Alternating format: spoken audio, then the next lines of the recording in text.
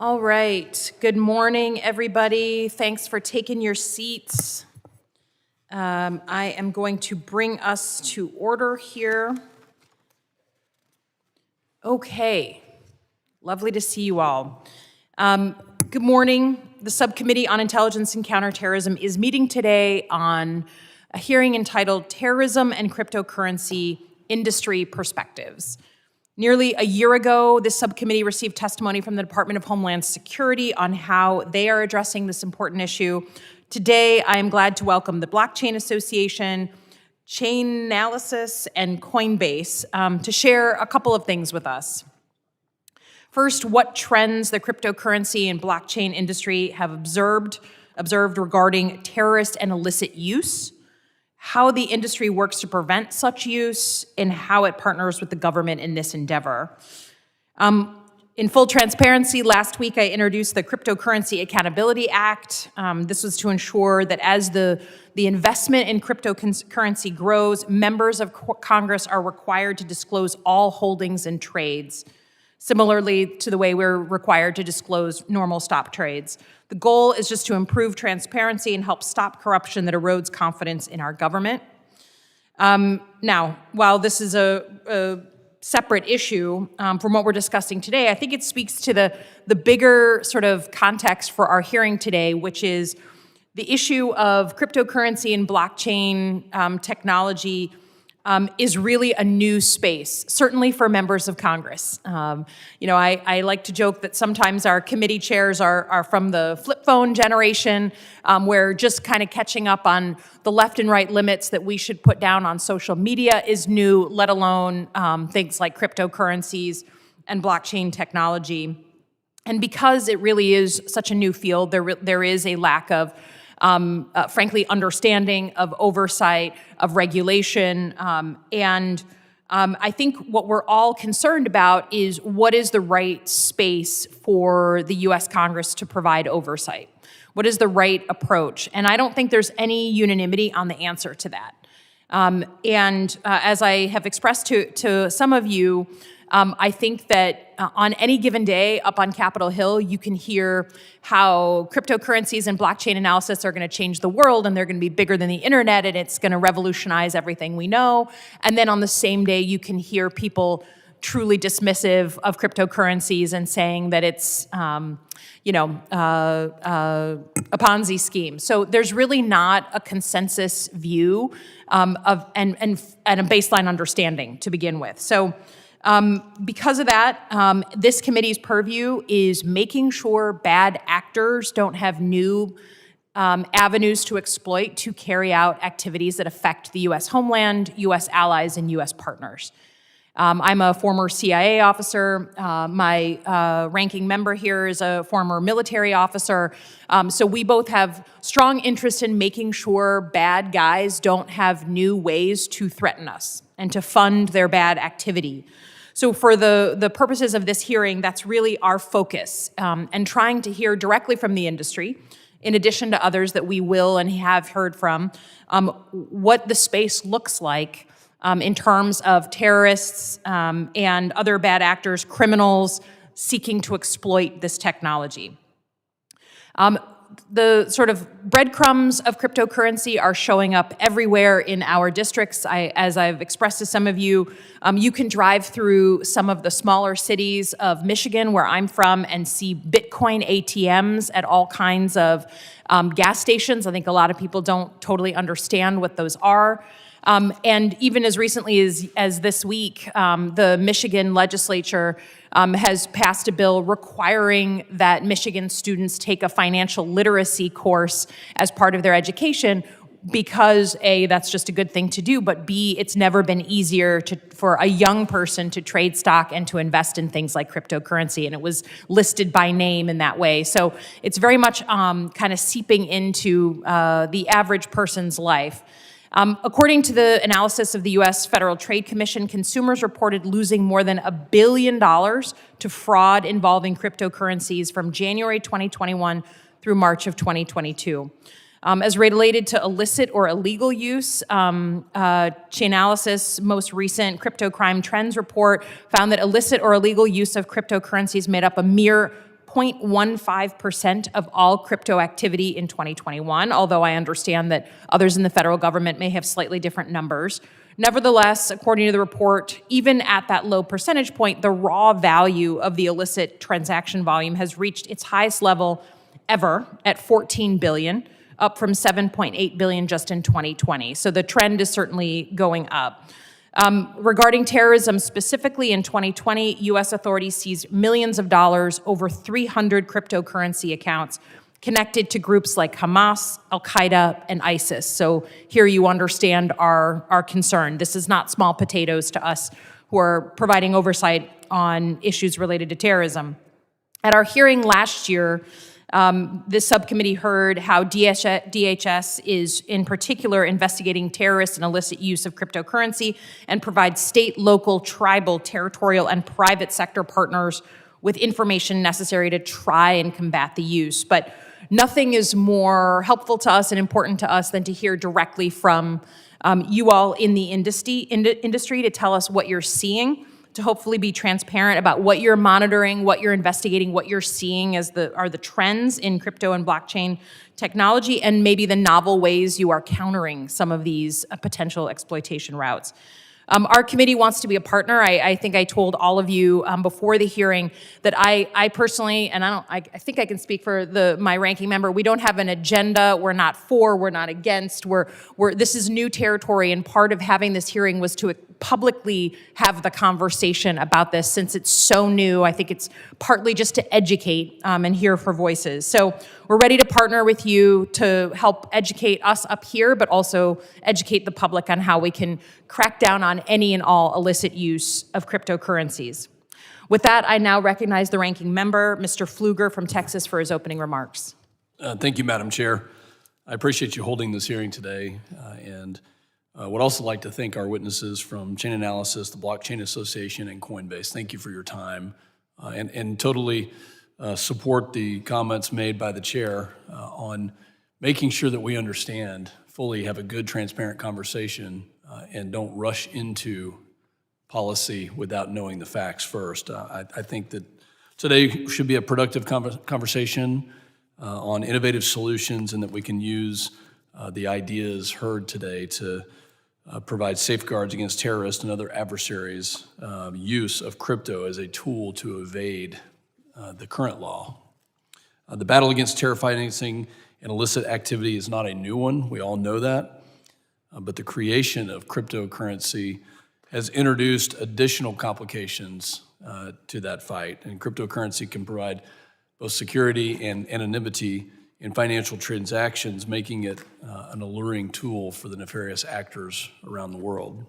Chainalysis reported that in 2021, illicit addresses received $14 billion through cryptocurrency, an all-time high. Between ransomware payments, the darknet market, sanctions evasion, and terrorism financing, we are combating bad actors from a variety of multiple angles. And Congress is notorious for being one step behind when it comes to new technologies, but we cannot afford to play catch up when it comes to any of these issues, and especially the pace and the speed at which they are accelerating and changing. And that's why we're meeting with industry leaders today to fully understand the scope of the problem and the challenges, and then also to find innovative solutions to close that gap in the illicit activities involving digital assets. At the end of this hearing, like the chair mentioned, I hope to understand what we should expect going forward, what trends we are seeing in terms of terrorist use of digital assets, and how the public and private sectors can better work together and collaborate on stopping those bad actors. Given the global threat picture, we also cannot overlook the foreign nation states who are attempting to use crypto to line their own pockets, essentially evading sanctions as well. And I'd like to hear more from the panel about Iranian efforts to utilize crypto mining and understand what the outlook is for Russia's use of similar methods.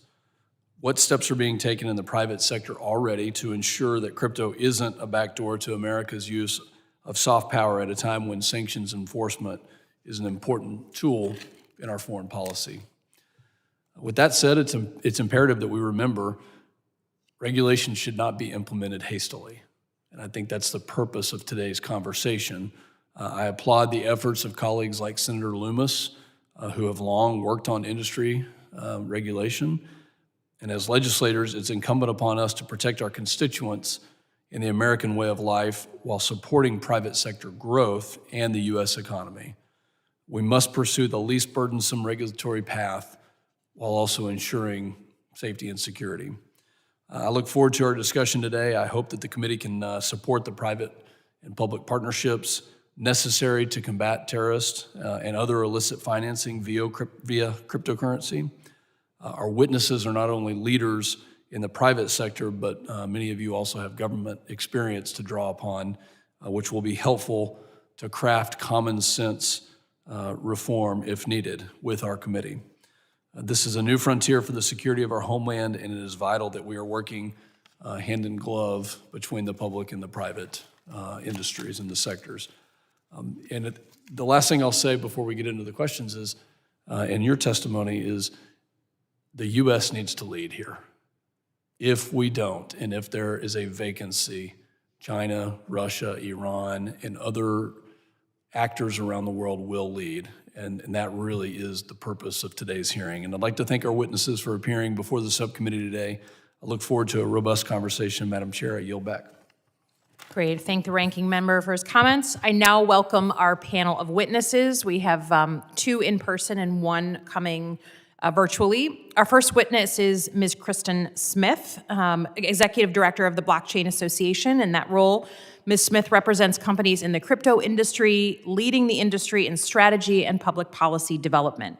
Before joining the Blockchain Association, Ms. Smith served as a congressional staffer in both House and Senate offices, as well as in the private sector, where she advocated for companies in the telecommunications, internet, and other tech-focused industries. Welcome.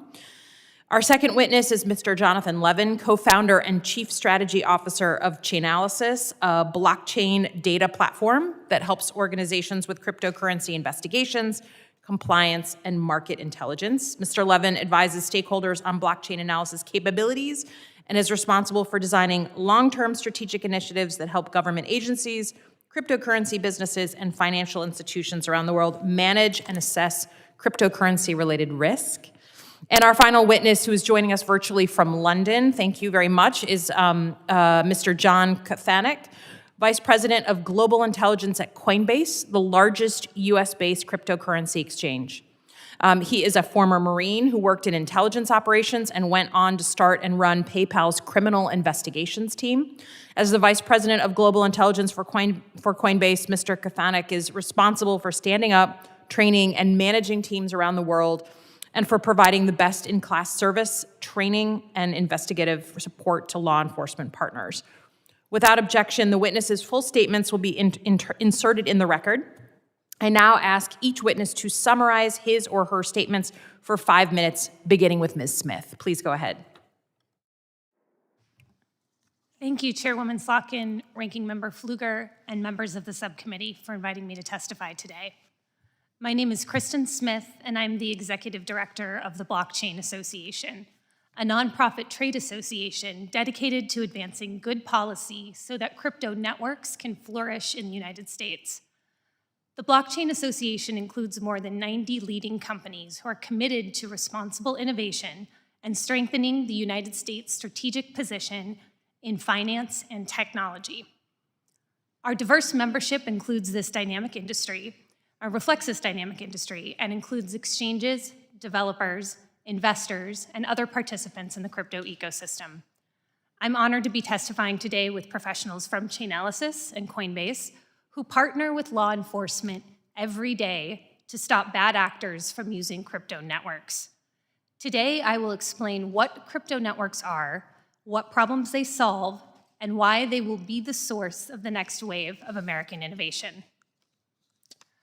Bitcoin was the world's first cryptocurrency, and the Bitcoin network is the world's first crypto network.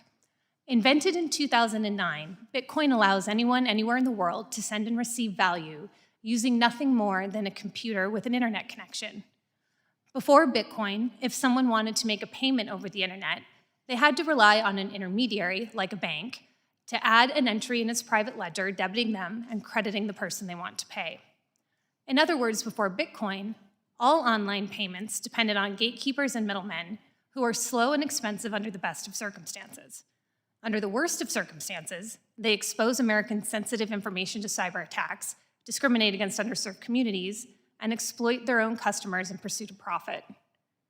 Bitcoin solves these problems by replacing centralized intermediaries with a decentralized ledger or database that allows anyone anywhere to send payments across the world, almost instantly at almost no cost.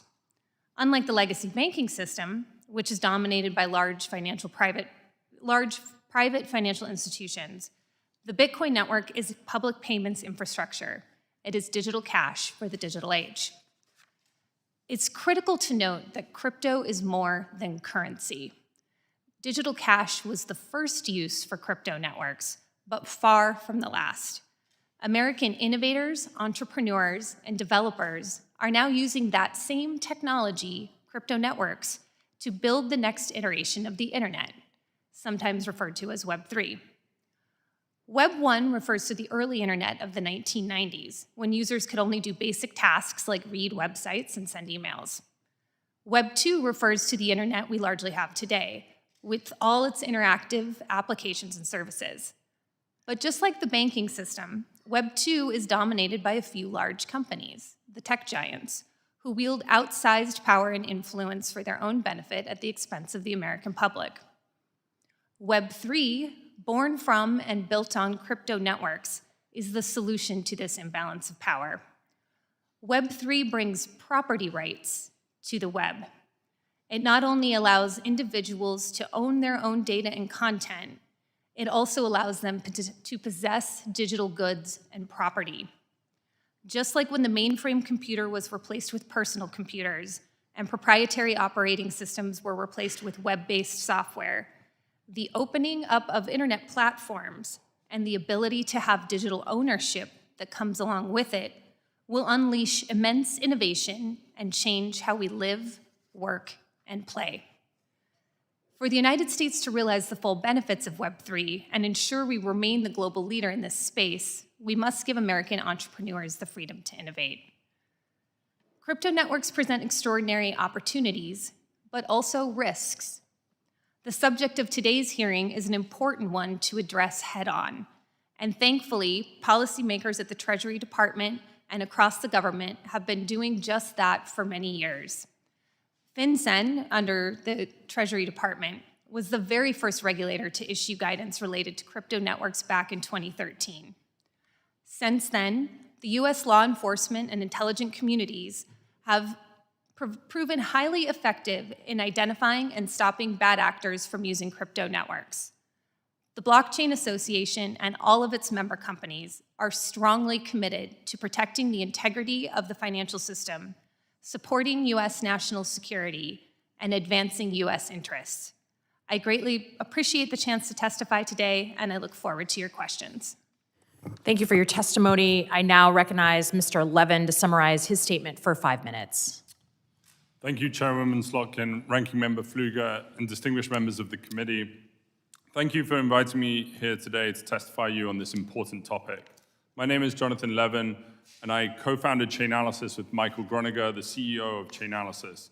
I currently serve as the Chief Strategy Officer. I began studying cryptocurrencies 10 years ago through my research as an economist. I was interested in the way that the internet could create both new markets and impact developing economies. While the internet brought about citizens of the world with closer together in terms of global connectivity, it did not give people the economic opportunities that were promised. The cryptocurrency industry provides a new way to conduct global commerce, providing economic opportunities for people across the world.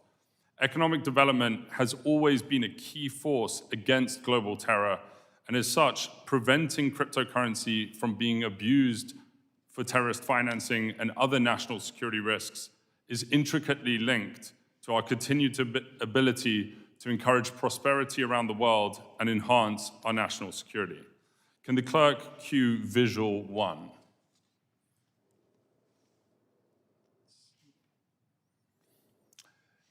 If there is one point I want to make to the members of this committee, it is that the transparency of cryptocurrency enhances the ability of policymakers, government agencies to detect, attribute, and ultimately disrupt illicit activity.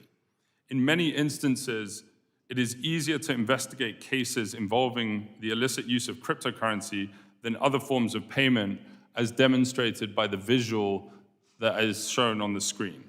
By studying an illicit actor's cryptocurrency wallet in the center of the diagram, law enforcement can identify the cash-out destination and the full network of accomplices and malicious tools underpinning their campaign. In contrast, many terrorist financing investigations are predicated on difficult-to-trace cash payment networks or prepaid cards. As previously mentioned, the overall percentage of illicit transactions in cryptocurrency is just 0.15%, indicating that the vast majority of cryptocurrency transactions are legitimate. While terrorist financing comprises an extremely small fraction of the total activity that we see in the ecosystem, it is nonetheless important that we address it. Can the clerk cue visual 2? In my written testimony, I provide background on Chainalysis, outlining how blockchain analysis can be leveraged in investigations, and explain how terrorists have used cryptocurrency in their fundraising efforts. I also provide several case studies like seen on this diagram, demonstrating how government agencies are rooting out terrorist financing using cryptocurrencies and actually seizing funds from their operations. I also provide recommendations for improving the government's response to this threat. Can the clerk take down the visual? First, it is critical that we ensure that there's adequate funding, resources, and training for government agencies with the task at hand. As terrorist organizations and other illicit actors are innovating with their techniques, governments must keep up with our adversaries. Governments that have already embraced blockchain analysis have seized millions of dollars, as previously mentioned, in cryptocurrency and stopped several financiers that have tried to fund terrorist organizations. Further evidence that with the proper tools, investigators can cut off terrorist organizations from the funds they need to survive. This is increasingly important in the face of more and more communications going dark and the challenges that this creates for law enforcement. Second, the illicit use of cryptocurrency, including for terrorist financing, is a global issue, and investigations often cross borders. We must improve the information sharing and coordination between US government agencies and their counterparts on these investigations. Again, the transparency of cryptocurrencies and their public nature create unprecedented opportunities for such collaboration. Finally, the United States should work with other countries around the world to assist them in the development and implementation of anti-money laundering laws and regulations for cryptocurrency businesses to ensure that bad actors are cut off from cashing out their ill-gotten gains in unregulated jurisdictions. And with that, I thank you and look forward to your questions. Thank you for your testimony. I now recognize Mr. Kathanik to summarize his statement for 5 minutes. Chairwoman Slotkin, Ranking Member Pfluger, and the members of the subcommittee, thank you for this opportunity to testify on the role of crypto in combating terrorism and criminal activity. My name is John Kathanik, and I am Vice President for Global Intelligence at Coinbase. I am responsible for investigating and combating crypto-related criminal activity on our platform and across the internet. My team works with law enforcement around the world to provide best-in-class training and investigative support to combat crypto-related crime. I came to Coinbase in 2014 after meeting with our CEO, Brian Armstrong, and co-founder Fred Ersham to discuss their vision for the company and the future of crypto. They were laser focused on becoming the most secure, trusted, and compliant on-ramp for buying, selling, and trading crypto. They knew they wanted to build a team that was part of the solution, not part of the problem. That is why I joined Coinbase and how I've built the global intelligence team. Our mission is to protect our customers, crypto, and the country. As a former Marine and son of an Air Force pilot, I've spent most of my life thinking about how to stop bad actors from hurting good people. I took my experience from the military to the private sector, where I started PayPal's investigation team in 2000. We built a program from the ground up that changed investigations for digital transactions and became the industry standard. We've done the same at Coinbase for crypto. Coinbase is a global platform that enables millions of individuals, businesses, and developers in over 100 countries to participate in the crypto economy. Since our early days, Coinbase has strived to set the standard for legal and regulatory compliance for digital assets. Specific to the interests of this subcommittee, we are federally registered as a money service business with FinCEN and serve on the Department of the Treasury's Bank Secrecy Act Advisory Group. Coinbase attacks illicit activity from a variety of angles. My team works hand in hand with our financial crimes compliance team, which has developed both robust anti-money laundering and know your customer programs and proprietary transaction monitoring systems to identify illegal activity.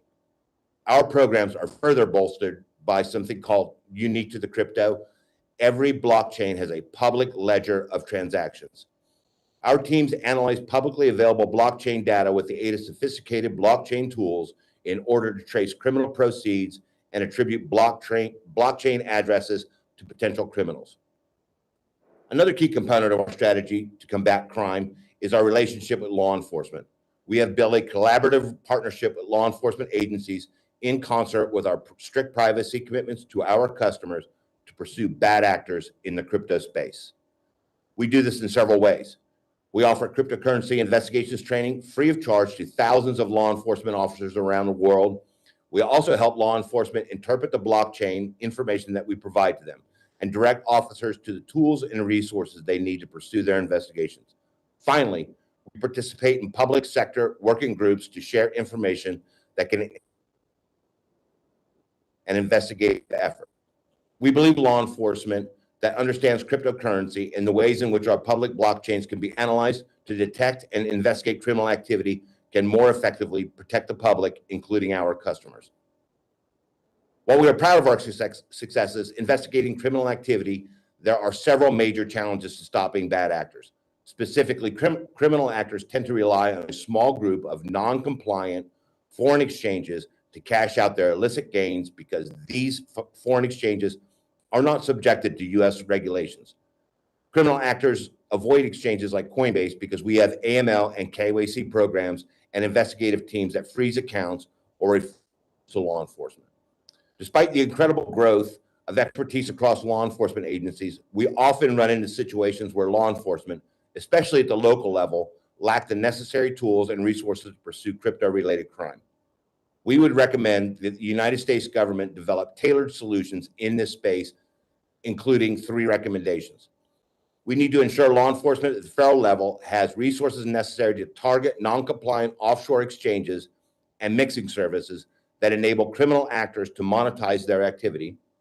We need to ensure the U.S. develops strong international partnerships with governments and overseas law enforcement to combat global organized crime activity. And we would recommend to Congress to help direct and provide resources to develop local, state, and federal task forces to share information to combat illegal activity. In closing, thank you, Chairwoman Slotkin, Ranking Member Fluger, and the members of the subcommittee for holding this important hearing. Coinbase is committed to working with Congress and law enforcement to combat illegal activity while also protecting the privacy and security of our customers. Combating illegal activity on our platform is core to our mission of enabling economic freedom in a trusted, secure, and compliant way. Thank you, and I look forward to answering your questions. Great. I thank all the witnesses for your testimony. I'll remind the subcommittee that we will each have 5 minutes to question the panel for our members who come in and out. I'll now recognize myself for questions. So I guess the question is, can you help us understand, we talk about the transparency in blockchain technology. We talk about how in many ways it might be easier to trace for the organizations that are playing by the rules and doing things right. But I keep hearing, I mean, I think the average person hears in the news, particularly about criminals and ransomware attacks where criminals are asking the victims to pay in cryptocurrency. The most famous one, and the one where we had a hearing up here on the Homeland Security Committee, was the Colonial Pipeline attack, where a ransomware attack by criminals led to the shutting down of that pipeline and resulted in, gas lines in some places in the eastern United States. So it affected the average person pretty significantly. Now, as I understand it in that particular case, and frankly, I think it's a rarity, but we actually, the FBI was able to get back some of the money that was ransomed. But it's more symbolic of what I think the public is hearing, which is that these ransomware attacks are being, people are being asked to pay in crypto. I had recently had all of the superintendents from the K through 12 schools in my district in Washington, and I said, raise your hand if you've been the victim, someone's tried to attack you and ransom the data of your students, and every single superintendent raised their hand. So it's like, it's mainstream. Why, with what you're telling us, and the, I guess, increased transparency and traceability of through blockchain technology, why would these bad actors be choosing cryptocurrencies as their demand of choice in all these attacks? And I don't, anyone, Mr. Levin, do you want to start, and then we'll go to around the horn here? Thanks, Chairwoman. It's a fantastic question. The nature of cryptocurrency, and actually the nature of people who attack for financial motivation, is to maximize financial return when you are carrying out these types of cyber attacks. And so, if you think about the way in which a ransom, affects these schools, is that it's done to maximize the profit of the people carrying out the attack. And those people carrying out the attack are typically not in your district attacking their own schools. And so the two features of cryptocurrency that are the most relevant in order to achieve profit maximization is that, this is a payment system that is entirely global in nature, and that money can be transferred instantaneously and completely globally. That feature is, both a feature and, in this instance, creating a vulnerability for us. But if you think about it, the transparency that we have over being able to follow those payments and map out the full network that actually facilitates these ransomware attacks is actually our opportunity. And so, we at Chainalysis help in instances like the Colonial Pipeline, help the FBI and government partners actually, recover some of that money, but even more importantly, identify the full supply chain that actually leads up to these types of attacks. What is the cyber infrastructure that's being bought? And that's where, real disruption can occur. Yeah, I would just say that before I maybe see if anyone else wants to offer.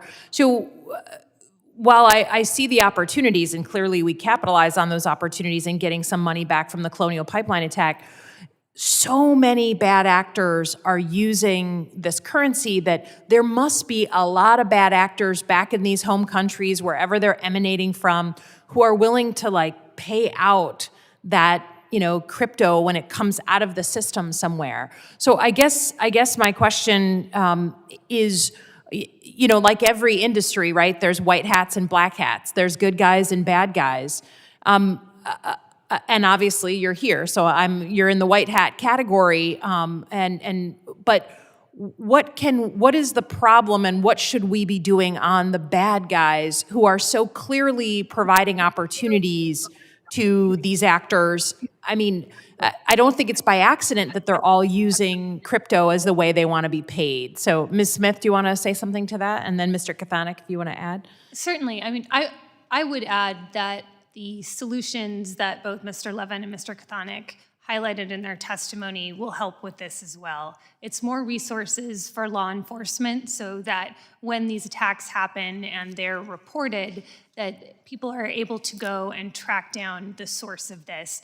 The challenge, I think, with ransomware is it did exist 20 years before the creation of Bitcoin. It dates back to 1989. And so it does exist. For the reasons that Mr. Levin described, I do think that it is currently a desirable form of payment. But as we see more and more stories of people tracking down the source of the ransomware, I think that we will see less of that happening.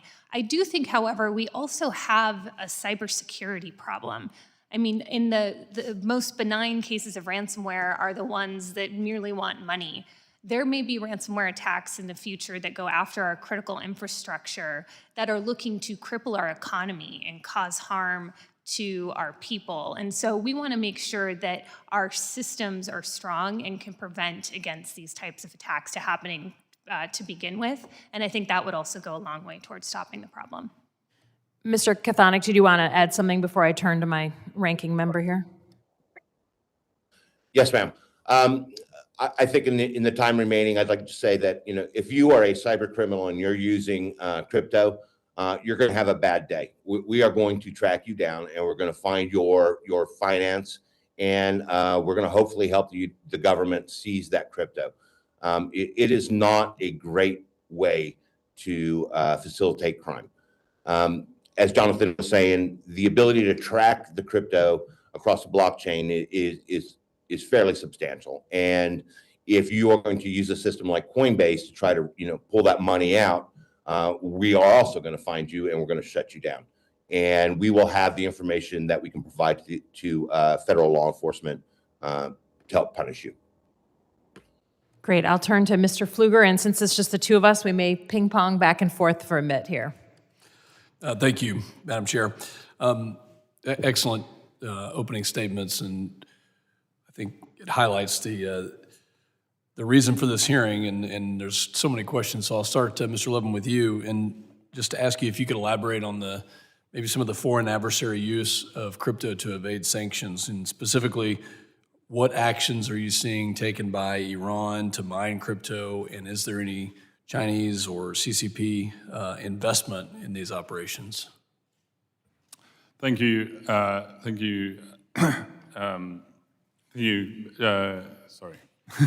Congressman. So the way that we see cryptocurrency being used by nation-state actors is that you have countries like North Korea that actually have cyber operations that have been targeting cryptocurrency exchanges and projects to steal cryptocurrency to raise funds for their operations. And we've also seen not so much Iranian nation-state level actors, but we have seen ransomware emanate from Iran as well, that was actually taken down by OFAC sanctioning the main intermediaries that were the enablers of these types of campaigns. And so, when we see, you mentioned mining activity in both Russia and Iran, mining is a global competition. And what that means is that the more actually that the US can have clean and efficient mining operations in this country, it actually reduces the profitability of any of the operations of any of the miners that are operating outside of the United States. And so, actually, we have not seen a large amount of cryptocurrency mining being able to be done at a nation-state level, due to the fact that private industry is actually large, and these operations are fairly sophisticated to be able to be in that global competition. And so, when we've seen cryptocurrency used in countries like the ones that we're concerned about, oftentimes these are smaller actors. There are organized crime groups that we are concerned about, that we track very closely. But we don't see sort of the systemic use of cryptocurrency by the nation-state level, maybe with the exception of North Korea.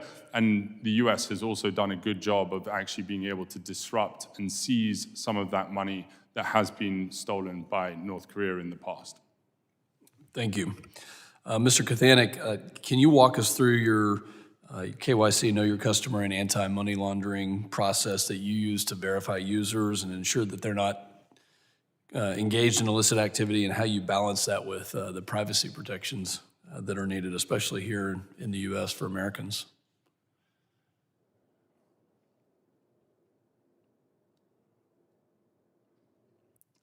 Are you with us? I think you need to Jonathan unmute, still- sir.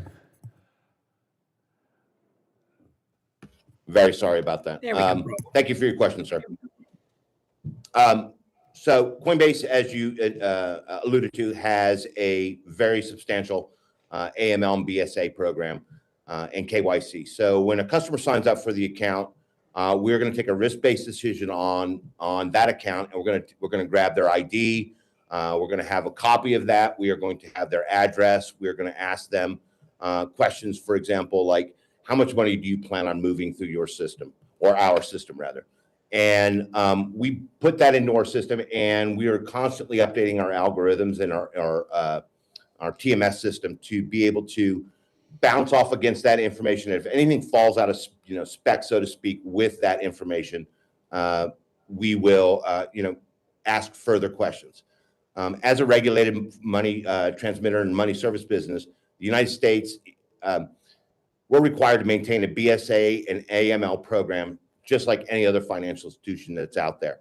And I think the importance of that is that along with the device ID, along with the IP addressing, along with the other information that we collect and the way we do social media checks, we provide something that if you are a bad actor, if you are breaking the law, we are going to be able to provide that information to law enforcement. It also helps us track and monitor transactions and be able to identify that on the blockchain. And if there is a fraud attempt, for example, in other exchanges or law enforcement reaches out to us, we can quickly track down that crypto that enters our system and take corrective actions on that. Thank you so much. That answer your question? Yes, and I feel confident we'll have another round, so I'll yield back at this time. Indeed. Chair recognizes Mr. LaTurner from Kansas. Thank you, Madam Chairwoman. My first question is for Mr. Levin. Do some cryptocurrencies tend to be favored by nefarious actors over others? How about specific exchanges? Could you explain why? Are they more difficult to trace or more accessible to the user if you go cryptocurrency by cryptocurrency? Thank you, Congressman. The way in which we see the adoption specifically in relation to terrorist financing in cryptocurrencies is, again, a profit maximizing and global fundraising effort by terrorist organizations. And for that, again, the global nature and the instant transfer of cryptocurrencies is largely done with the most liquid and accessible cryptocurrencies, which are the most popular, including Bitcoin. There are anonymizing technologies that are implemented in some cryptocurrencies, and we do see some actors in minority moving to those.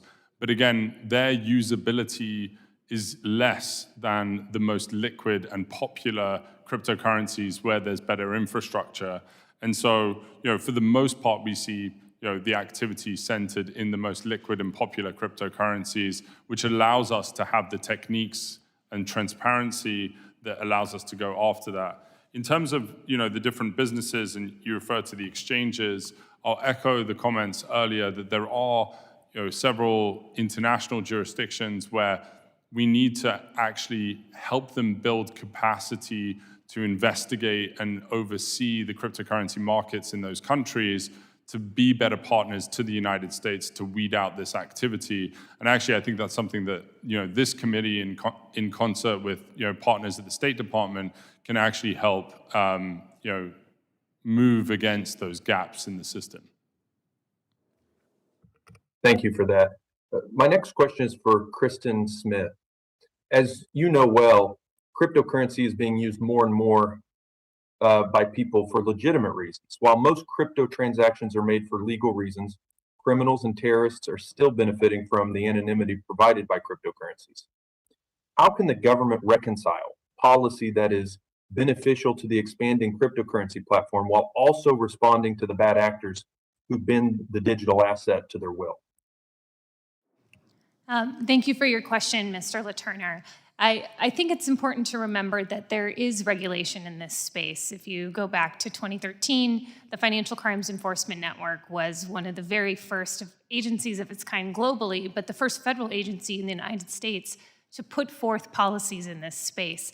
I think for those of us working and building in the crypto industry, we don't want illicit actors to be using these networks either. And I think the goals there are mutual, that we want to find the policies in order to do that. And so I think we've made tremendous strides in putting the right regulatory framework in place and also building out the technologies available to help track bad actors on the internet. And what we need to do is continue, like Mr. Levin was saying, to put resources into these efforts, to do the training here in the United States of our federal, state, and local law enforcement, but also helping our international counterparts make sure that they have the ability to do the same level of investigation and analysis we do here in the United States. So no, I think these are mutual goals.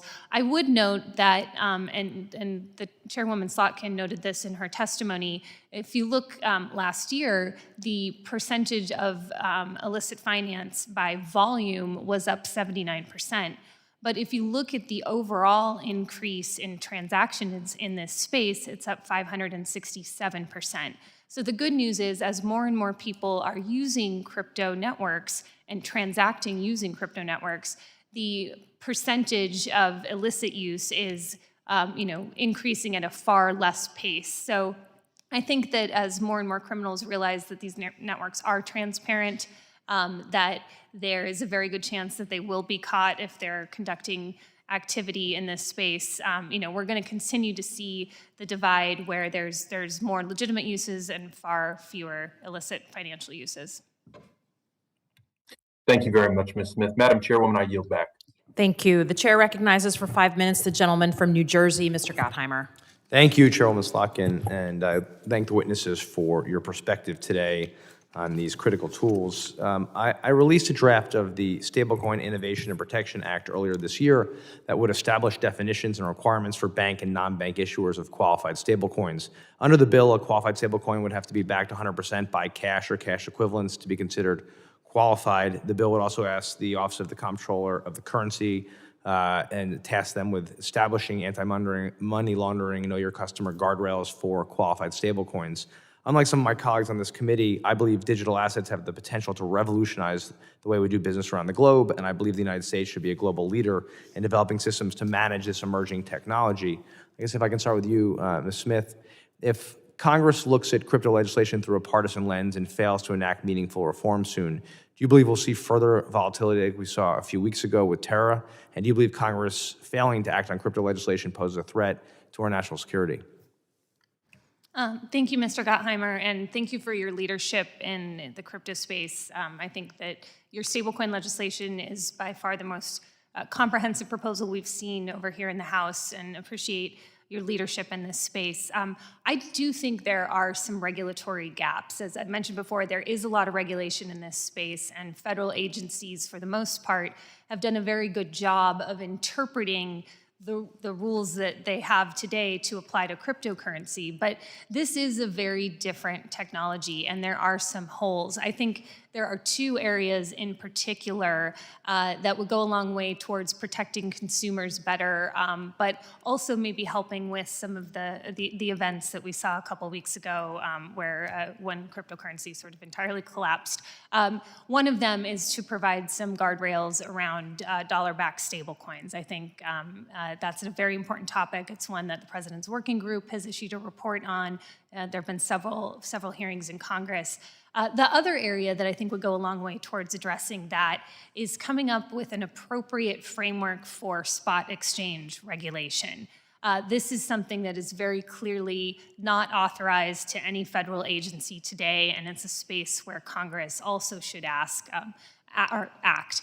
Your colleagues on the House Agriculture Committee have put forth legislation called the Digital Commodity Exchange Act, which is by no means perfect, but by far the most comprehensive effort we see. And I think if there was a scenario where exchanges registered with the Commodity Futures Trading Commission as a crypto exchange, and there were disclosures that the exchanges provided to customers about what is backing the cryptocurrency, whether it be a stablecoin or others, I think that would go a long way towards preventing the problems that we saw a couple weeks ago. Thank you, Ms. Smith. I share the concerns my colleagues have expressed by the use of cryptocurrencies by bad actors. Just last year, I was shocked to see reports that Hamas and its affiliates received a flood of donations in Bitcoin after resuming their horrific attacks on Israel and the West Bank. My bill, the Hamas International Financing Prevention Act, would put sanctions on any foreign states that fund Hamas and punish those nations for supporting such violence. I'm concerned, however, that Hamas may operate in countries that lack the capacity or willingness to police illicit uses of digital currencies. I guess I'll turn to you, Mr. Levin. As you know, the blockchain technology that supports digital assets often holds insights that help law enforcement and government track the flow of digital assets and can provide indications of specific actors that have held them. Even though, again, some of my colleagues don't understand the value of blockchain, what do you believe are the biggest obstacles preventing foreign governments and financial bodies from implementing AML, KYC guardrails that would prevent funds from reaching bad actors? Thank you, Congressman. I share the concern. The way that we think that many countries around the world need to be able to investigate this is through actually acquiring technology and adopting it. The innovation behind cryptocurrencies mean that these governments need to have dedicated people that actually understand cryptocurrencies, and while they are bolstering their basic forms of AML oversight, they need additional help and training from experts. And we actually in this country have the ability to use the State Department and other resources at our disposal to add to their capacity, particularly in places where we feel like there are gaps in this capacity in those countries. But with that, there is no obstacle actually for them being able to weed out this activity and collaborate in the global effort against terror. Thanks. May I continue? Ms. Smith, can I follow up and get your perspective on that same question, if you don't mind? And also, if you can give me a sense of what areas of the world are you most concerned about as well? Yeah, no, absolutely. I mean, I echo everything Mr. Levin had said. The Financial Action Task Force, which is an interagency or an international sort of working group of regulators in this space, meets frequently to discuss these topics. And part of the process that they undertake are these mutual evaluations of different countries. There is a list that they publish every year. It's called the Gray List. That lists several companies that are really sort of behind the level of standards that we see in other countries. And so I'll be happy to send that list to your staff. It's often countries that have less developed economies, those that are in parts of the world that maybe have a little bit less rule of law. And I think that if we can work to coordinate with them, that this will go a long ways towards addressing those issues. Thank you so much. And can you just add a little bit more about any other obstacles you believe are preventing foreign governments and financial bodies from implementing some of these AML, KYC critical guardrails? Well, I think a lot of it is the standard issues, right? It's resources, it's training, it's lack of priority, perhaps, within parts of their government. And I think that, international pressure in this space is important. I think that legislation like yours is important. I think that, we need to make sure that we continue to have a dialogue that, the nature, as Mr. Levin pointed out earlier, of these cryptocurrencies is that they are global. And so we have to work globally in order to make sure that we have appropriate standards that are similar from jurisdiction to jurisdiction. Thank you, and I yield back. Thank you. We'll now go into a second round, and I'll recognize myself for 5 minutes, and I will keep us to a better time here. Quick questions. Can you help me understand? Many folks have suggested that the war between Russia and Ukraine is sort of the first moment where we're seeing the introduction of cryptocurrencies as an asset, frankly, I think to both sides. We certainly know that the Russians and the country of Russia are where many of these ransomware and criminal groups and sometimes bad actors representing the state are emanating from. But I also understand that in the early days of the war, President Zelensky was helping to fund his government by setting up around him his own cryptocurrency DAO. So can someone speak to kind of how the crypto is engaged in sort of our most recent war? Ms. Smith? Yes, no, thank you for the question, Chairwoman Slotkin. It's very interesting. I think at the beginning of this, there was a tremendous amount of concern that despite the sanctions effort by the United States and other countries on Russia, that they would perhaps use cryptocurrencies as a way to skirt those sanctions. It's important to remember that sanctions apply to cryptocurrencies just as they apply to dollars or seashells or whatever form of currency you might be transacting in. And that any US person anywhere in the globe has an obligation, whether as an individual or a company, to not transact with those on the sanctions list. And so that was certainly, though, a concern in the beginning that cryptocurrency might somehow be used. The truth of the matter is it's a liquidity issue, as Mr. Levin was talking about before, that the trading pairs with Bitcoin, Ethereum, other popular cryptocurrencies, and rubles are not large enough to compete with the amount of money that Russia needs in order to take on this transaction. And folks like the Coinbase, Chainalysis, law enforcement are watching very closely to make sure that cryptocurrency isn't being used in this way. I think where cryptocurrency is being used has been a really fascinating thing to observe.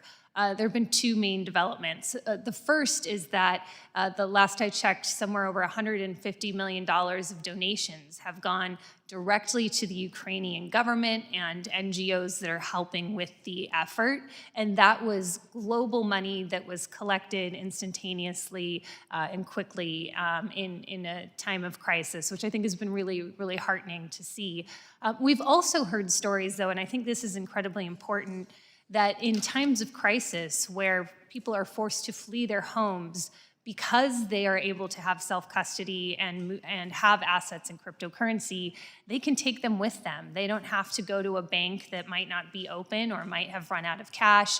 They don't have to deal with the inflation that could be happening in their environment. And so I think that we're seeing a lot of stories about individuals who've had to uproot their lives, but are still able to take their savings with them. And so I think that's been an important story that's come out of this conflict as well. Mr. Levin, do you want to add anything to, I just think it's a historic moment in the history of warfare as someone who's from the CIA and the Pentagon to see how cryptocurrency is playing a role on, frankly, potentially both sides. So can you speak a little bit to that in the minute and a half I have left? Yes, Chairwoman, thank you so much for this, and I do agree that this is the first moment that we've really seen cryptocurrency enter a modern conflict. The way that the donations have occurred actually are that it was faster to be able to get money into the Ukraine through the use of cryptocurrency than any other financial means necessary. And obviously, the magnitude of assistance that has been dedicated by the US and allies, actually is a lot larger than 150 million. That being said, within minutes, money was sent into the country that actually provided the ability for the Ukrainian government to buy bulletproof vests, emergency meals when they needed it the most. And so I think that the global nature and the instantaneous nature of cryptocurrencies was a very important part of that being used in the conflict. The other thing that I would note is that what we do observe in the cyber realm is increased attacks, increased threats on Ukrainian infrastructure, and some of that does relate to cryptocurrency, where we are able to use the transparent nature to actually track Russian activity on these types of networks, and that means that we can actually assess potentially predicated attacks on Ukrainian infrastructure and US infrastructure through the use of tracking cryptocurrency purchases for infrastructure. Well, I think it's a fascinating case study, and I think it would be super interesting for someone to write a piece about, that kind of captures the lessons learned. I recognize the ranking member, Mr. Pfluger, for 5 minutes. Thank you, Madam Chair. Great discussion so far. I'd like to just kind of take a step back a little bit. Ms. Smith, you mentioned, you made a comment about critical infrastructure. And if we back out a little bit, we've been focused on crypto and how it's being used potentially in the terror realm. But what kind of guardrails, policy guardrails, or the nature of trade right now is just, it's so international, and especially with the cyber domain. I mean, what are we looking at as gaps or vulnerabilities just in the cyber domain that we need to be taking a closer look at, that then potentially open up those vulnerabilities that you mentioned when it comes to critical infrastructure and how crypto would interact with that?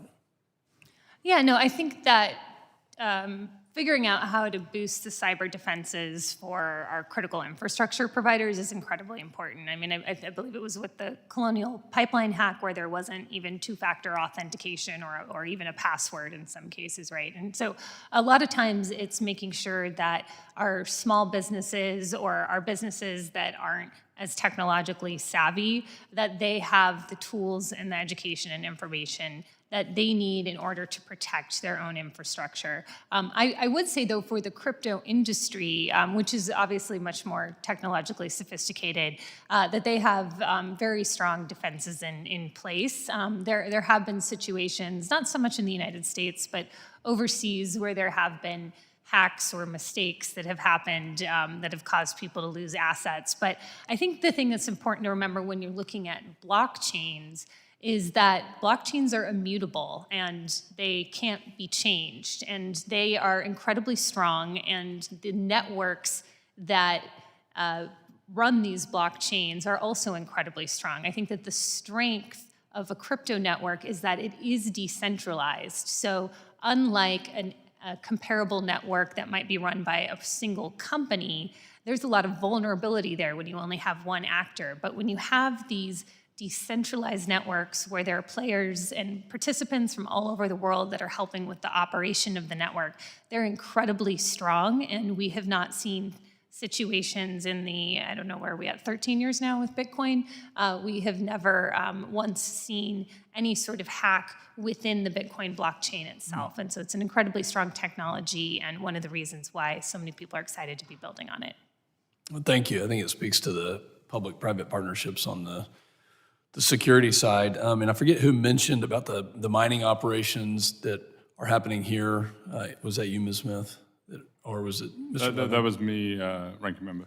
Can you talk through, are you talking about the facilities being housed in the United States? I mean, the actual, where the databases and the computers and all that, is that what you're referring to? Yes, ranking member. There are significant amounts of operations where you have data centers with mining equipment that are using renewable energy, for example, in this country, or excess energy in certain cases to actually mine cryptocurrency. And it's a vibrant industry with, that is actually growing at a increasing pace, actually. Let me just ask a specific question, because a lot of these are actually happening in my district.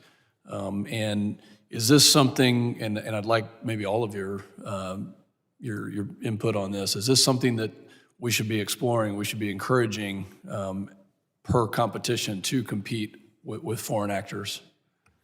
Yes, ranking member. I think that, for instance, I imagine it's generating a lot of jobs, for example, in your district, and encouraging actually the development of cryptocurrency security and the provision of these networks in this country is about us taking a lead position in the industry.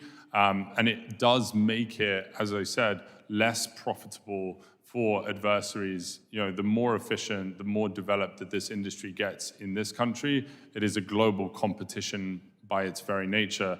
And so, I do encourage us to look at how we can bolster the industry domestically. I see head nods from Ms. Smith. Mr. Kathanik, your take on that?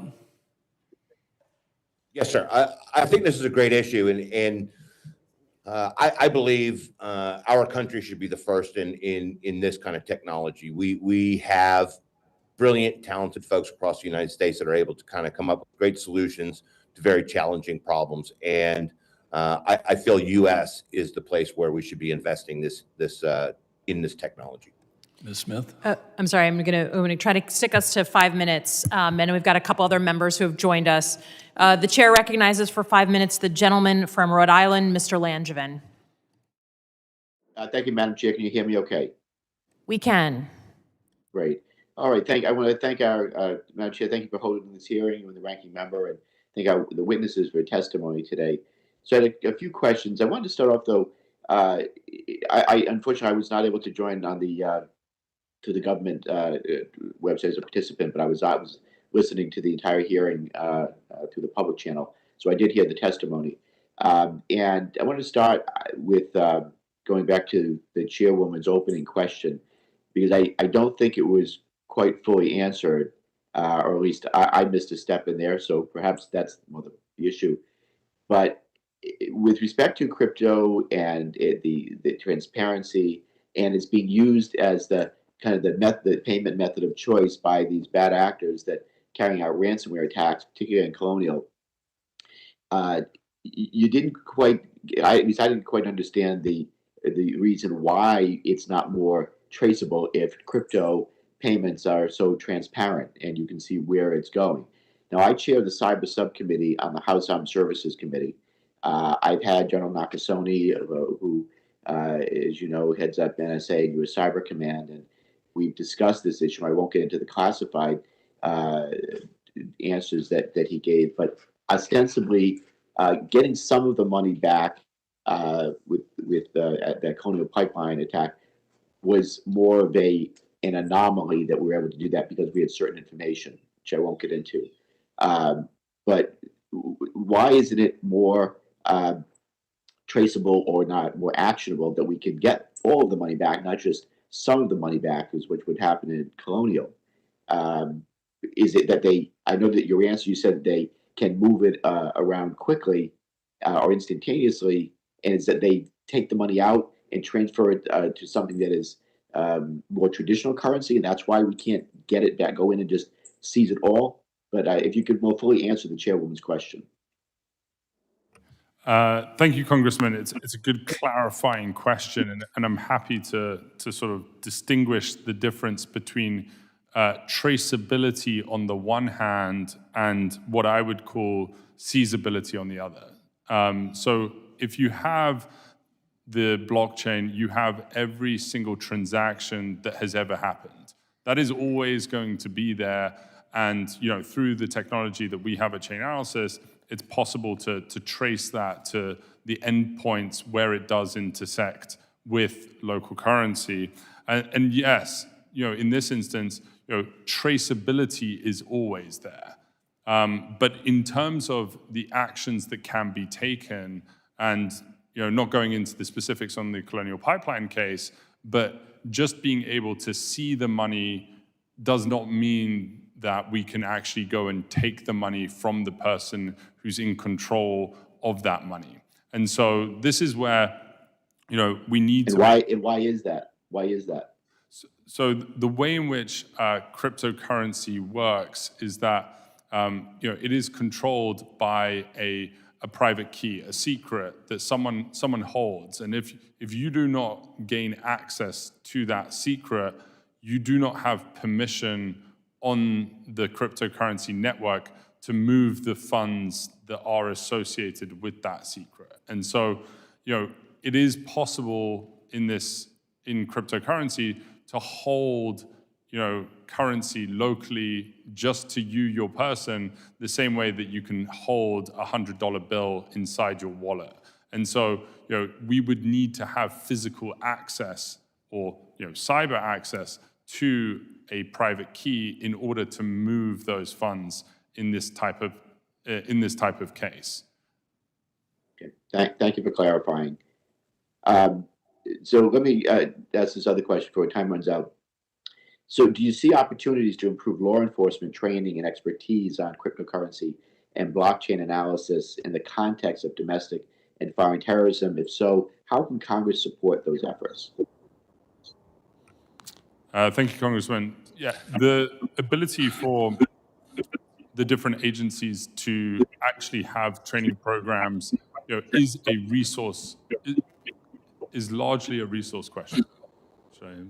Sorry, Mr. Cathanik, if you can just mute for just a second.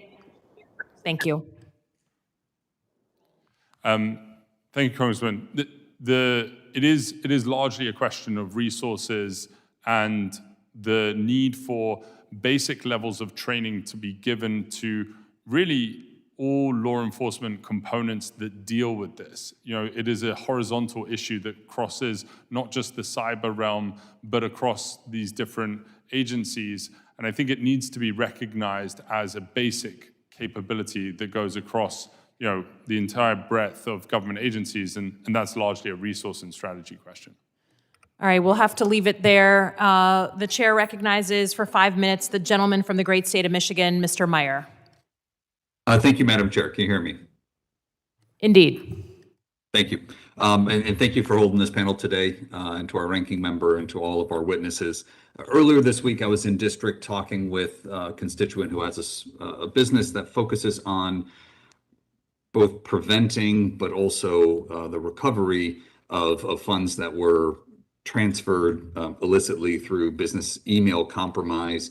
And I think one of the big challenges that sector has, we've seen just doubling of the amount of funds that have been gained through illicit wire fraud, getting into a pattern of life analysis, being able to compromise someone's email and then sharing inaccurate wiring instructions, especially in one-off transactions. Now, their goal is to stop that illicit flow prior to it hitting a bank account where it can then be converted into cryptocurrency. And as is often the case, and as Mr.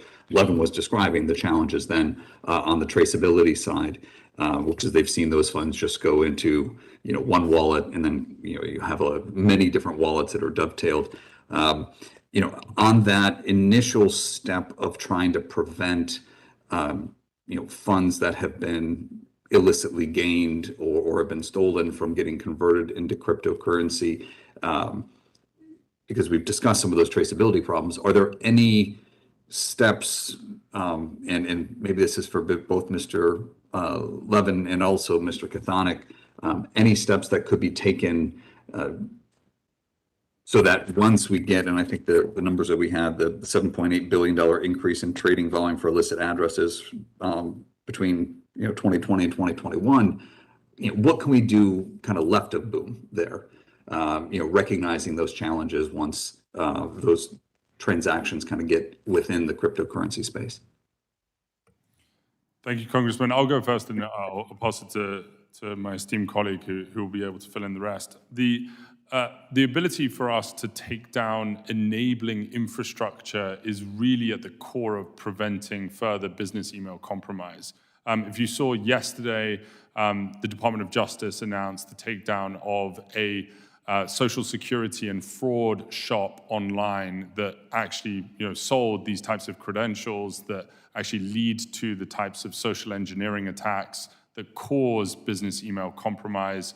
And if we can actually use cryptocurrency analysis to look at what is the proceeds being used for, what is the infrastructure being bought by the cyber actors that we're going after, we can cut off these attacks before they actually hit our businesses. And so, I think that is, at the far left of what we want to be doing, is making sure that, our government agencies have the resources to be able to go after the enablers in this ecosystem that actually are the root cause of, these problems.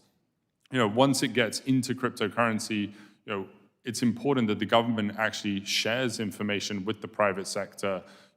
It's important that OFAC designates addresses and associates that to threat actors so that the industry can act. There needs to be much greater partnership between private and public sectors in order to be able to combat these threats in real time. And that's also a kind of global issue. And I recognize that FinCEN has done a lot of good work on business email compromise internationally to help with some of those funds being seized in a rapid response program. I think that needs to be extended and used in the cryptocurrency context as well. But I will say that at Chainalysis, we're able to identify these types of actors and label it in real-time systems that helps businesses actually act on this information. And the traceability of it means that we can then map out the entire network that is involved in going after our businesses and creating the fraud. Yes, sir. If I can add very quickly, and thank you for this question, is this is right in the wheelhouse of my team. And I think very quickly, one of the things that we've been working on with our law enforcement partners and partners at financial institutions, the faster that we can find out about this type of issue or this business email compromise, the quicker the action that we can take on the account. So what we have, for example, is IC3 with the FBI will very quickly reach out to us. They've been notified of a compromise. They contact us. My duty investigator goes into the account, takes a look at the account, is able to very often freeze funds, or we can track it very quickly to another exchange that we can cooperate with, and law enforcement is able to pull back those funds, through the seizure process and help recover those funds. And I think the more practice we have at it, so to speak, and the more that we're able to communicate with our partners in law enforcement in the financial world, that we will help them, the better off we're all going to be. Thank you, Madam Chair. I yield back. Thank you. We'll go into a final round of questions. I apologize, the ranking member had to head to the floor. I'll recognize myself for 5 minutes, and then I know at least Mr. Langevin and potentially Mr. Meyer wanted to do a second round. I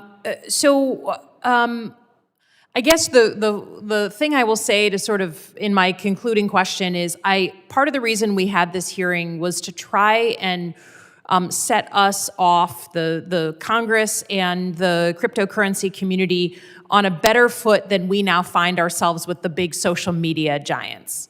And I think the storyline that at least carries the day up here is that the social media companies told us in the late 90s and 2000s, I wasn't here, but the lore goes like, don't touch us, don't touch us, don't touch us. Please don't provide any regulation. You'll kill entrepreneurialism and all this good spirit. And then kind of things turned on them, particularly recently, and users were frustrated with the policies by these private companies, and suddenly Facebook is targeting, my Facebook feed saying, Congress, you're so lame, you haven't, updated regulations since the 90s. So it's I would say a charitable view is that they played their relationship with the U.S. Congress wrong. And we have all kinds of problems up here. I would never say we're in a good place on having agreement on how to think about dealing with the social media companies, but my plea is that we not go down the same road with the cryptocurrency community, and that we instead work together and figure out how to put in the left and right limits that gives the white hats, the good guys in the industry, the protections you need and the perception you need, which is that you root out bad guys, you don't allow criminals to use your networks, and then allows law enforcement to properly hyper-target the bad guys and go after the bad guys. So in that spirit of open arms and wanting to do things differently and learn the lessons of a different new industry, could you all talk about, I know this is going to be difficult, but if you were in our shoes, what would you do to make sure that bad actors couldn't credibly use your platforms and other platforms? I know we've talked about money. We can always talk about money for law enforcement, but what literal law would be advantageous to your community, knowing that the answer of nothing, please, is not going to boomerang well on you all? Ms. Smith. No, thank you. I think it's an important question. Listen, there is really good policy in place, and FinCEN and OFAC have been doing a really good job. I do think, though, that we need to watch very closely what's happening in the illicit finance space. If we see that there are changes in the types of tokens that are being used, we might need to look at enhanced know your customer measures for certain tokens. I think that, one exciting development going on in the industry right now is the development of identity solutions that might require an update down the road. Because if you think of today, if you go to a bar, you show your ID with your name, your address, your height, your weight, your, all of your personal information. When all that bar needs to know is that you're over 21. They don't need to know anything more specific than that. There's really interesting things going on in the digital identity space today that will allow for individual wallets to be able to carry information with them about the person without having to share that information. And so I think one of the most important things we can do is follow the development of that technology, because we might be able to change the structure of the regulations that we have in place today to be more effective as the technology evolves. Thank you. Mr. Levin. Thank you, Chairwoman. It's the question. The thing that we need to sort out firstly is that innovators in this country need to know exactly where they stand with regulators. Today there is a gray area and a lack of legal certainty if you're innovating in stable coins, for example, but even building sort of projects like helium and infrastructure that can actually allow people to have physical networks that are joined by cryptocurrency that are, the market innovation that we all want. So I think that that's really important. I think from preventing illicit activity, I'll highlight two sort of big ideas. One is on the information sharing side. It's important that Congress provides adequate legal frameworks and certainty to be able to share information across borders as well as domestically, when it comes to sharing information with the private industry on this. And finally, I think it's important that actually we think about approaches where we have centers where public sector agencies as well as private sector agencies can jointly come together to actually fight in this and use the nature of the technology to detect and prevent illicit activity. Thank you. Thank you for that. The chair recognizes for 5 minutes the gentleman from Michigan, Mr. Meyer. Thank you, Madam Chair. One question that I posed when we held a similar hearing with the Secret Service and DHS several months ago, and this may be an unfounded concern, but given how broad the ecosystem is of various digital or cryptocurrencies, and outside of the main, large, better established and frankly, though we've certainly seen fluctuations in their value in the past couple of months, harder to manipulate or harder to rapidly inflate the value of Bitcoin versus, some much smaller altcoin where instead of, and this is my concern, and I just want to pose it to our witnesses to see if it is well-founded or frankly not, that illicit actors may, and especially in the ransomware space, may request, an investment in a very low market cap, very poorly capitalized coin, because that $1 million transfer coming from a ransomware attack, then being able to raise that overall value of that coin, pump that up, and then allow on the flip side, whoever was owning, that 1 cent coin that went to a dollar coin, be able to dump it on the other end in a way of evading, some of the more well-established ways of tracing those flows. Is that a well-founded fear? Have we seen any evidence of that yet? And are there ways in which the large diversity of coins, those altcoins, that could be, exposing us to risk that, above and apart from just the general cryptocurrency space? Just want to throw that out to the witnesses, and I don't know if you want to start, Mr. Levin, and then maybe Mr. Kathanik and Ms. Smith. Thank you, Congressman.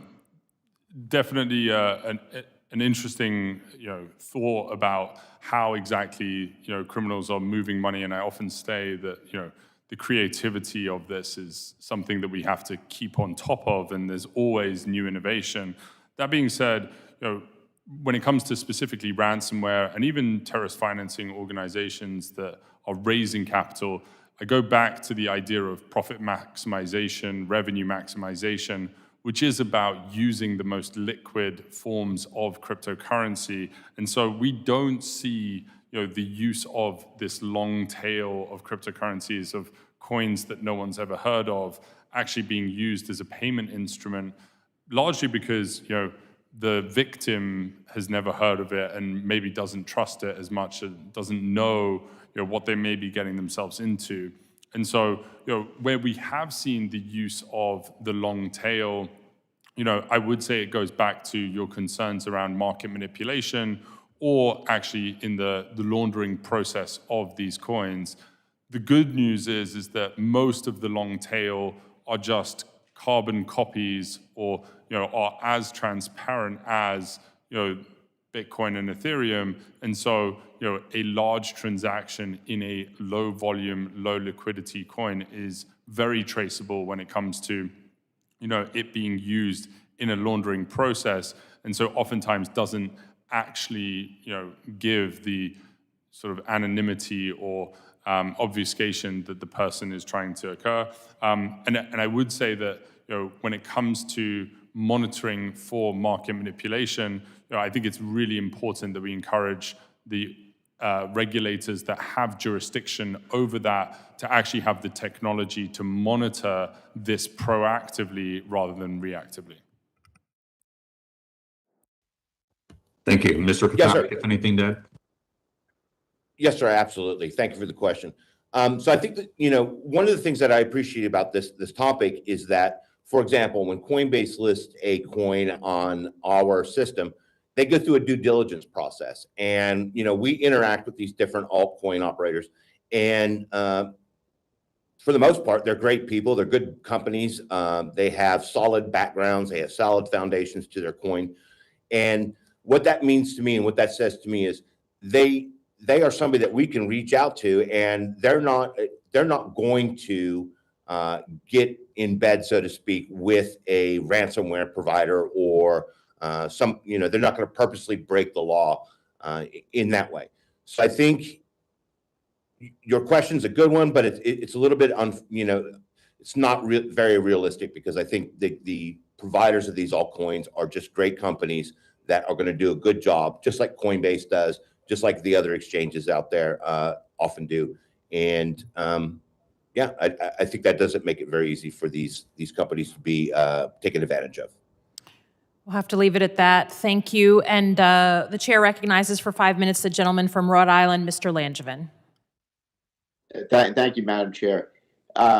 So did either Ms. Smith or Mr. Katanek have anything to add on the first question in terms of traceability and being able to recover Bitcoin when we do know where it is, or was the answer fully given? Is that fine? If not, I want to go to Mr. Katanek about law enforcement training and see if he had anything to add there.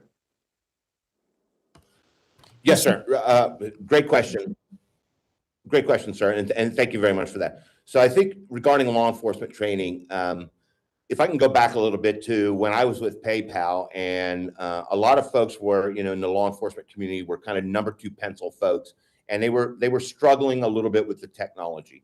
Fast forward now to when I joined Coinbase in 2014, and even now, I've been incredibly impressed with federal law enforcement, state and local, international law enforcement, and their ability to kind of keep up with this technology. And some of them are enthusiasts, and they are very well versed in not only computer technology, the internet, and cybercrime, but they understand crypto.